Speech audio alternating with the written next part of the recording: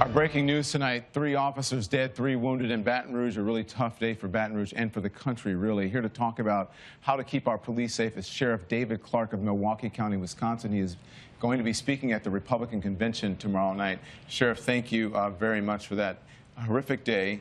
I spoke to the heads of the Sheriff Department, the Police Department, and the state police down there, and they told us how their hearts were reeling. Their message is peace and coming together in the country. What's your message? You don't believe that for 1 minute, do you? That their message is? Yeah. That's what they said to me. Okay. Yeah, I believe them. Of course Any I believe them protests when they say over the deaths of these cops today in Baton Rouge? I don't know that. I don't know that. Any riots or protests over the police officers in Dallas, Texas? What are you asking? It's a pretty simple question. I asked you if what's your message to the people. Their message is one of peace. What is your message? My message has been clear from day one 2 years ago. This anti-cop sentiment from this hateful ideology called Black Lives Matter has fueled this rage against the American police officer. I predicted this 2 years ago.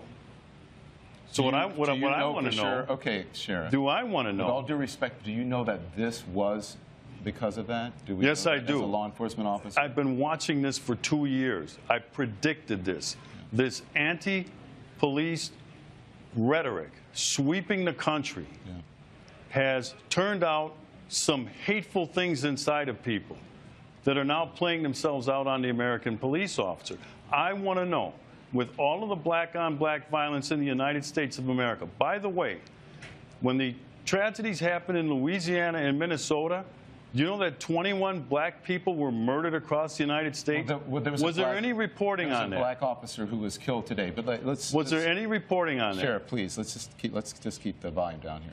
So I understand, and listen, I'm looking at 3 dead cops this week, Sheriff, and I'm looking at 5 last year. You trying to tell me to keep it down? Just please, if you'll just please, we can keep it civil. So, because the message to people at home, I'm sure you want, is one of civility. I wish, Don, I wish you had that message of civility have a conversation toward this hateful ideology, these purveyors of hate. You don't know what my message is. That's what I want to say to you is, these people preach vile and virtue in the name of hate. We're going to go to break, and we'll be right back. Are you going to let me talk? Back now live with Sheriff David Clarke of Milwaukee County, Wisconsin, and we're here live in Cleveland. You're set to speak tomorrow night, and again, all I want to do is have a conversation. I can't have a conversation with you if we're both talking at the same time. What it sounds like to me is that you're accusing me of violence and supporting a narrative that I'm not necessarily in support of. And if that's what you're accusing me of violence, then you can leave. That's not true. I don't support violence of any type against police officers, against anyone. So if you're accusing me of that, then you're welcome to leave. But if you want to have a conversation, I am more than willing to welcome a conversation with you. I don't disagree with you about there's a narrative across the country that could be harming police officers. But we don't know right now, as someone who's in law enforcement, if that was the actual cause of it. Go ahead. Let me ask you this. Do we know that generally the American law enforcement officers are racist? Do we know this? Go on. I ask a question. Do I know American general law enforcement are racist? I don't think anyone is accusing. If you're insinuating that people are accusing or saying that law enforcement across this country as a whole are racist, then your assumption is wrong. First of all, this whole anti-police rhetoric is based on a lie. There is no data, and you know this. There is no data, there is no research that proves any of that nonsense. None. You'd have to be more specific about what data and what nonsense you're talking about. That law enforcement officers treat black males different than white males in policing in these urban centers. There is data that supports There is not data. No. The president spoke about it. Cedric Alexander, who is a law enforcement officer. The president has been lying about it. He said it again the other day when he said black males are 2 times more likely to be shot by a law enforcement officer than white males. Don, that is a lie. That is not a lie. It is a lie. Yes, show me. The research show me. The research show that we have from the Washington Post, that The Washington facilitated a Post study. debunked There's that nonsense. There's also research. He also said Sheriff, this time. There's also research He from continues? a Harvard professor that also showed that black people are treated more aggressively by police officers. No, you are than other wrong in your interpretation of that Harvard study, because I read the study. That's not what he said. He said he was surprised to find that in shootings of the most severe in shootings, that he found no evidence that there was a difference. Also, it should be noted that that study was a very small sampling of police departments across the country. Many people did not find it credible, but it is also interesting that in that research, he found that blacks were treated differently when it came to aggressive policing, but for the most egregious shootings, he found no difference. That's what that study showed. Well, based on what? Just generally? Are we talking about high crime areas? Are we talking about police officers being under attack? Because let's go back to where this whole thing started in Ferguson, Missouri.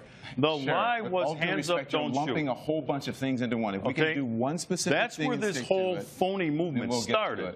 It started out as hands up, don't shoot. You're talking about Black Lives Matter. Right. Okay. So if you want to, you would need to speak to someone who is a member of Black Lives Matter about whether they have perpetrated a fraud on the American people. That's up to Black Lives Matter. That's not me. I'm neither a member of Black Lives Matter, I'm neither a supporter or someone who doesn't support them. I simply report on Black Lives Matter. Do you condemn the anti-police rhetoric coming from this hateful ideology? As a journalist sitting here on television, I don't have to condemn anyone, anything. That is something that you should ask. Other people around the country, I condemn their jobs to condemn just that. like I condemn the hateful ideology out of groups like the KKK. All right? I condemn it. There is no place in American discourse for that sort of vile, vitriolic hate coming out of this ideology. This has fueled and fanned the flames of this anger toward the American police officer. There's only one group in America, one time, that truly cares about the lives of black people in these urban ghettos. And it's the American police officer who goes down there on a daily basis, puts their life on the line to protect who? Black people. So when you say we just want to have a conversation, let's have a conversation about the black-on-black crime, which kills more black males, which is more of a threat to any black male in the United States than a law enforcement officer. Sheriff, yes, that's a different conversation. We can walk and chew gum at the same time. There's an issue when it comes to violence. Black-on-black crime, or it's crime. White people kill white people, tend to kill white people. Black people tend to kill black people. Not in the numbers. That's fine, but that's a different conversation. I don't care who white people are killing. That is a different conversation than police brutality, and we're not having that conversation right now. And again, I want to be very clear with you. I condemn all violence of any type, just for the record. Was the situation between Mike Brown and Darren Wilson, was that police brutality? But we're not talking about Mike Brown and Darren Wilson. I am. No, if you're asking me what the Justice Department showed, the Justice Department showed that it exonerated Officer Darren Wilson, and that the hands up, don't shoot narrative was a false narrative. That has been reported by CNN and by others. And that was another phony report. What does that have to do with Baton Rouge, Louisiana? All right, because when you take in rates of involvement in violent crime, and crime in general, but violent crime, you're going to see that black males are overrepresented. Overrepresented in terms of being involved in violent crime. That's going to mean more arrests. That's going to mean more people going to prison. This stuff has already been debunked. Sheriff, that's a different conversation. Every time you don't have a response to something I say, you say it's a different conversation. I don't have a response to you. Is that we're having two different conversations.